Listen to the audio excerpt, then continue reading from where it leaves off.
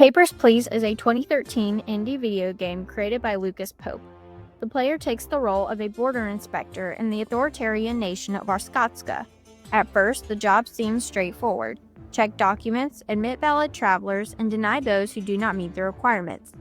But as the days progress, the rules multiply, the regulations tighten, and the rights of both immigrants and citizens slowly erode. The game is not only about border control. It is about how authoritarian governments expand their power until the loss of rights affects everyone. Early rules feel reasonable. Passports must be valid, names must match, and documents must be current. These align with the goal of protecting national security. But soon, as violence and terrorist incidents escalate at the border, requirements pile up.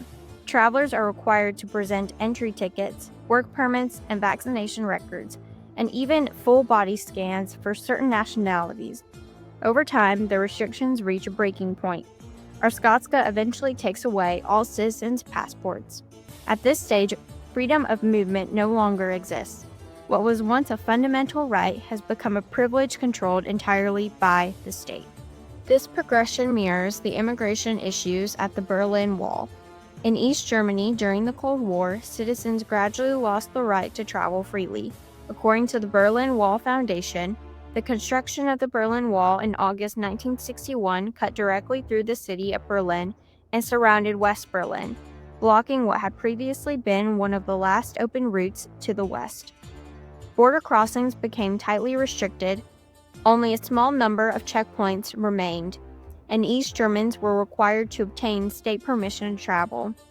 The wall was continually fortified with fences, floodlights, and watchtowers. Guards were ordered to stop escape attempts, and some people were even killed trying to flee. Like in Papers, Please, a system originally justified as protection turned into a structure of control, trapping citizens behind walls and checkpoints. The game's multiple endings highlight this theme of rights being stripped away. If the inspector remains loyal to Arskotska and follows every order the authoritarian state endures. While this ending is left ambiguous, it is assumed that not much in Arskotska will change, and citizens' rights will continue to be impeded on. Another ending occurs if the inspector aids the secret resistance group known as EZIC. By smuggling documents and secretly helping them, the inspector can support an uprising. In this scenario, the border wall is destroyed and the government can be overthrown. It shows how rebellion carries significant risk, but also the possibility of restoring rights.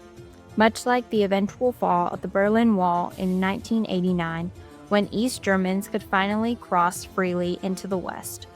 A final ending forces the inspector into exile. By forging passports and fleeing to Oberstan with their family, the inspector becomes a refugee, dependent on the mercy of another nation. The very person once tasked with upholding border law is now forced to break it, demonstrating how, when rights vanish, citizens can be driven to escape their own homeland. In Papers, Please, border rules begin as measures of protection but escalate into tools of authoritarian control. Rights are not lost all at once. They are eroded gradually until freedom of movement disappears altogether. By tying individual choices to larger systems of power, the game warns of the dangers of unchecked authority.